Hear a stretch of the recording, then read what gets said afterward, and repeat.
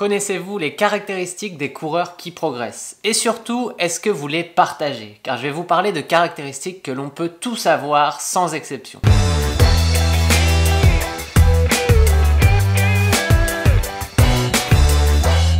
Je ne vais pas vous parler dans cette vidéo de caractéristiques physiques, car dans ce cas, souvent c'est Dame Nature qui choisit en partie les caractéristiques qu'on va avoir ou qu'on n'aura pas. Quicker than anyone else before, including himself here in London, Kipchoge is the champion again.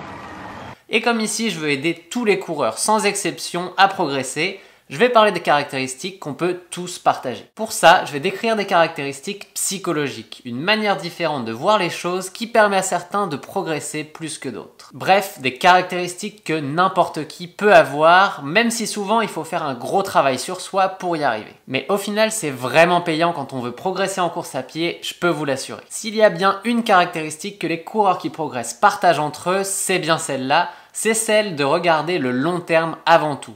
Que ce soit l'entraînement, les courses, la progression, tout est mis en perspective pour regarder si c'est bénéfique sur le long terme. Concrètement, ça veut dire que sur une super journée où tout va se passer comme on le voudrait, où l'entraînement va sembler super facile, bref, ces entraînements qu'on rêve tous d'avoir tellement la sensation est géniale quand on est au cœur de l'entraînement. Eh bien, on ne verra jamais un coureur qui a le focus sur le long terme être content plus que quelques minutes après ce type d'entraînement. Car la vérité d'un jour n'est certainement pas celle du lendemain et surtout, c'est l'enchaînement des bons entraînements jour après jour, semaine après semaine, mois après mois qui va vraiment faire la différence sur le long terme. A l'inverse, lorsqu'on est sur un entraînement catastrophique où rien ne va, on est dans un mauvais jour, les jambes ne répondent pas, tout est difficile et on a envie simplement d'arrêter, eh bien c'est la même chose. Les coureurs qui veulent progresser sur le long terme ne vont pas rester longtemps sur cet échec. Ils vont passer à autre chose très rapidement. On finit l'entraînement du mieux possible et on se dit simplement que si ça arrive le jour de la course, on sera plus fort car on aura déjà vécu ce moment. Clairement, les mauvais jours, on en a tous eu et on en aura tous encore. Il faut faire avec et il faut surtout utiliser ces mauvais jours comme une motivation pour revenir aux prochains entraînements avec l'envie nécessaire pour réaliser de belles séances. En général, quand ça va mal à un moment, si on n'est pas dans une période de surentraînement, alors le vent va tourner et les prochains entraînements vont être beaucoup plus agréables. Dans tous les cas, il faut retenir que ce n'est pas telle ou telle séance qui va vraiment jouer sur votre progression, c'est la régularité dans l'enchaînement de celle-ci qui à long terme va vraiment payer. Alors ne lâchez pas, même si à des moments, vous êtes dans le dur et tout va un peu moins bien. Et je peux vous dire qu'avec le triathlon, on apprend beaucoup de ce côté-là. Vu la quantité d'entraînement, on jongle beaucoup entre le « yeah, ça va super bien » et le « oh, pas terrible aujourd'hui ». Avoir un focus sur le long terme est indispensable pour y arriver. Nous sommes tous différents dans notre capacité à encaisser l'entraînement. C'est pour ça que l'entraînement universel n'existe pas. Et comme nous avons tous des vies très différentes, plus ou moins stressantes, autant sur le plan physique que mental, trouver la quantité d'entraînement optimale est quelque chose de très individuel. Seule l'expérience de différents volumes d'entraînement et l'analyse des résultats qui vont avec va permettre de définir la quantité d'entraînement optimale pour vous en fonction de vos contraintes. L'entraînement est stressant pour le corps, c'est ce qui lui permet de progresser. Mais la vie de tous les jours peut aussi générer beaucoup de stress et c'est le cumul de ces deux types de stress qui parfois peut générer des blessures si on va au-delà de la limite que le corps peut supporter. Si on y va avec précaution, jouer avec cette limite n'est pas forcément mauvais non plus. Ça va nous apprendre à mieux comprendre comment fonctionne notre corps et quelles sont ses limites. This is a horrible sight. Jonathan Brownlee has lost it now. Mais à long terme, le but est vraiment de trouver une routine d'entraînement qui soit équilibrée, qui vous permette de progresser sans jamais dépasser cette limite. Et c'est autant vrai pour la fatigue générale que pour la fatigue spécifique de la course à pied. Le but est vraiment de trouver un équilibre, et cet équilibre peut être différent d'une période à l'autre. Si votre vie est beaucoup plus stressante pendant une période, c'est normal que vous réduisiez l'entraînement car le cumul des deux ne va pas fonctionner. Essayez de trouver cet équilibre tout au long de l'année et c'est la meilleure manière pour progresser dans tous les cas. Ne vous forcez pas à faire une quantité d'entraînement qui vous générera trop de fatigue et qui à long terme ne va de toute manière pas fonctionner. Parfois, mieux vaut en faire moins mais bien que de vouloir en faire beaucoup si ça ne fonctionne pas. Tout ce que je vous dis fonctionne pour le kilométrage, le volume global de votre entraînement, mais aussi pour l'intensité que vous y mettez. Car l'intensité et les séances de fractionnés en particulier, c'est un outil génial pour progresser, mais il faut l'utiliser avec parcimonie. En effet, pour certains, une seule séance de fractionnés par semaine va leur permettre de progresser, Et s'ils passent à 2, ils savent qu'à l'inverse, ils vont générer trop de fatigue, voire se blesser. Il faut essayer de trouver, encore une fois, le meilleur compromis pour vous. Pour certains, 2 à 3 séances de fractionné par semaine vont fonctionner très bien. Pour d'autres, ça sera une. Essayez de tester les différentes manières de vous entraîner pour voir qu'est-ce qui est le mieux pour vous et l'équilibre que vous allez y trouver avec votre vie personnelle. Trouver cet équilibre est parfois compliqué, ça peut prendre des mois, voire plusieurs années lorsqu'on fait des tests et qu'on essaye de trouver ce qui fonctionne le mieux pour soi. Mais une fois qu'on l'a trouvé, vous verrez que sur le long terme, c'est vraiment génial. Une fois que vous avez trouvé votre quantité d'entraînement optimale et que votre esprit est tourné sur le long terme, c'est le moment de faire le dos rond et de s'engager sur la voie des progrès. Et cette voie est on ne peut plus simple car il suffit juste de répéter le volume d'entraînement et l'intensité qu'on aura défini comme optimale pour soi tout au long de l'année.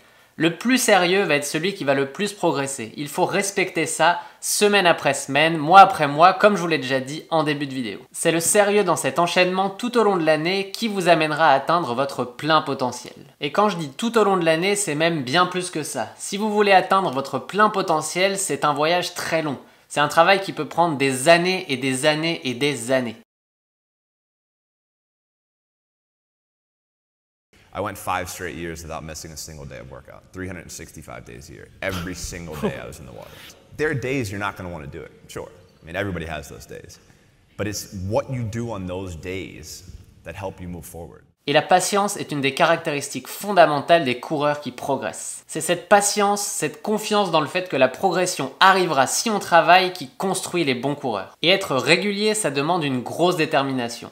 Entre le planning familial, professionnel, les loisirs, il y a beaucoup d'opportunités de ne pas respecter son planning de course. Mais encore une fois, c'est ceux qui le respecteront le plus, qui vont être le plus réguliers tout au long de l'année, qui auront au final le plus de progrès. Ce qui est important pour moi là-dedans, c'est d'être cohérent entre ses objectifs et ce qu'il faut faire pour y arriver. Si on a défini 2 gros objectifs, il faut être cohérent dans le fait qu'il y a beaucoup d'entraînement à faire pour réussir à atteindre ces objectifs. Et sinon, il faut simplement accepter de mettre des objectifs un peu plus bas, qu'on atteindra avec un peu moins d'entraînement. Et si ce choix est vraiment tourné vers la progression en course à pied, faites ce qu'il faut pour être régulier coûte que coûte. Et régulier ne veut pas dire en faire énormément. 3 fois par semaine, toutes les semaines, c'est déjà être régulier et ça fonctionne bien pour beaucoup. Le coureur qui progresse est tenace, il ne se laisse abattre par aucun aléa et trouvera toujours une manière de s'en sortir. Pour être régulier, comme on l'a vu précédemment, il faut parfois savoir jouer avec son planning. Accepter qu'un entraînement qu'on devait faire le soir, ça ne fonctionne pas, c'est pas grave, on va se lever le lendemain matin pour aller le faire, mais on fait cet entraînement, on essaye au maximum d'être régulier. Le jour J, c'est peut-être ça qui fera la différence avec celui qui sera resté couché et qui ne se sera pas entraîné du tout.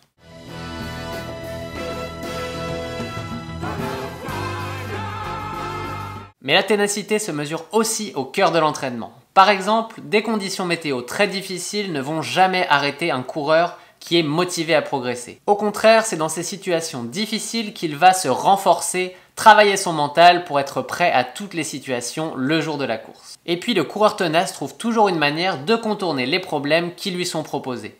Et on le voit encore plus au cœur des séances d'entraînement. Et c'est vraiment dans l'adversité, dans la dernière partie d'une grosse séance ou d'une course que cette ténacité va vraiment être très importante. Car pour dépasser ses limites en course à pied, il faut accepter cette difficulté, cette douleur et refuser d'écouter tous les signaux que le corps nous envoie pour ralentir. C'est dur, c'est très dur même, mais en fait, il faut réussir à se convaincre que cette douleur, c'est une perception biaisée de la réalité que notre cerveau nous crée. Il veut nous faire ralentir pour revenir à son état d'équilibre normal. Mais en fait, on en a toujours sous le pied. Une fois qu'on a compris ça, on va beaucoup mieux accepter la douleur à l'entraînement et sur les séances d'entraînement principales, celles où on doit vraiment tout donner, on va mieux réussir à accepter cette douleur. Et évidemment, c'est la meilleure manière de se préparer aux compétitions car le jour J, il faudra passer par cet état et même aller encore plus loin si on veut pouvoir donner son meilleur. Attention à ne pas tomber dans l'excès non plus. On ne veut pas faire ça à chaque entraînement, on veut juste cibler certains entraînements où on va donner son maximum.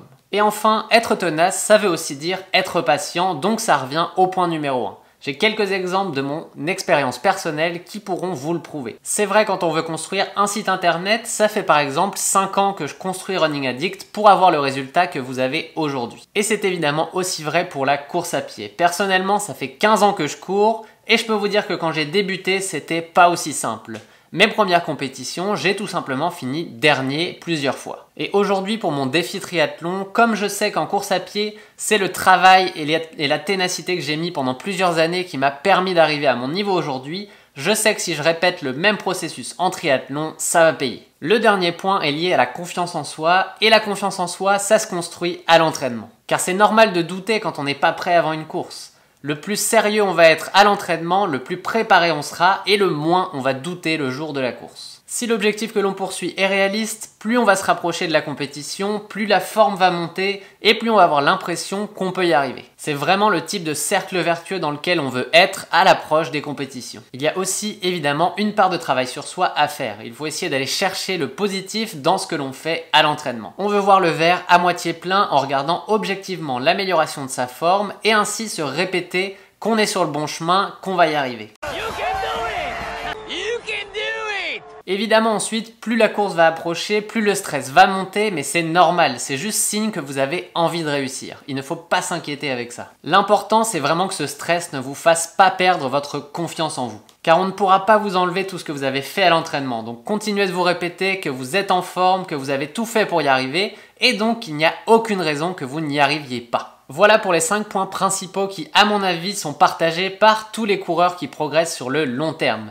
Évidemment, il y en a encore d'autres et si vous en voyez des très importants que je n'ai pas cités aujourd'hui, n'hésitez pas à me les mettre dans les commentaires.